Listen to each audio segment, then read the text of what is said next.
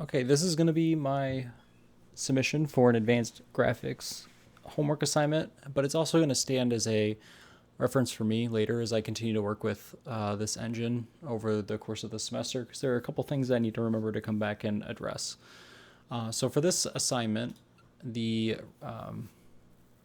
requirement was that we displace a grid with displace the vertices of a grid within a shader, and I do that by means of a Vertex shader and by writing to different amounts into the blue color channel means different heights. So whenever I hit space, the program calculates the ray intersection point taken from the camera's position and look direction, and wherever it hits the grid, it will apply a circle pattern to it and write to the blue channel, and it will display the vertex shader will then displace the vertices that have received those colors at different heights. And I'm able to change like the strength and the width of it with different keys on the keyboard. The strength means like how much blue will be written for each write, and the width is just how basically the diameter of the circle that's being calculated. And you can notice that one of the big problems with this is how I chose to update textures in Vulkan.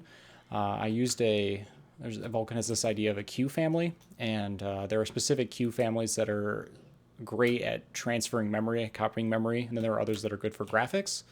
And I used the queue family for transferring information, but I used a temporary transfer queue. So every single frame when I want to update again, it has to resubmit the command buffer, and this is incredibly slow for whatever reason with Vulkan. The way it's intended to work, I think it has something to do with how I'm doing memory blocks in order to make sure that things are synchronized, because the whole pipeline will wait at the top for that transfer queue to complete. And I think if I use a different solution like is intended with Vulkan, that would come up with much better performance results. As with Vulkan, it's intended that you would, if you're going to be reusing commands, you save them into a command buffer and only record them once, because it's expensive to submit them, apparently.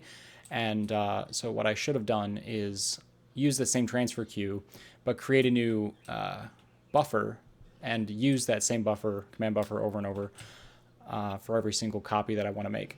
And that would have probably resulted in much better performance than what we're seeing here, because this is on average, when I was measuring this earlier, it's around 12 FPS, whereas when we're just normally drawing, we get around 600 FPS.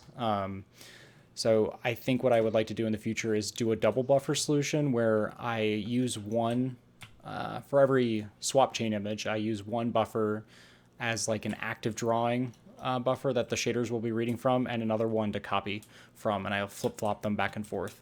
That's what I've seen is supposed to be a good solution for something like this. But anyway, for future uses of this assignment, I want to do a parallax mapping approach to this, because this is specifically displacing vertices, and this won't work with the lighting equations that I have in the world. That's why everything's flat and there's no actual lighting going on here.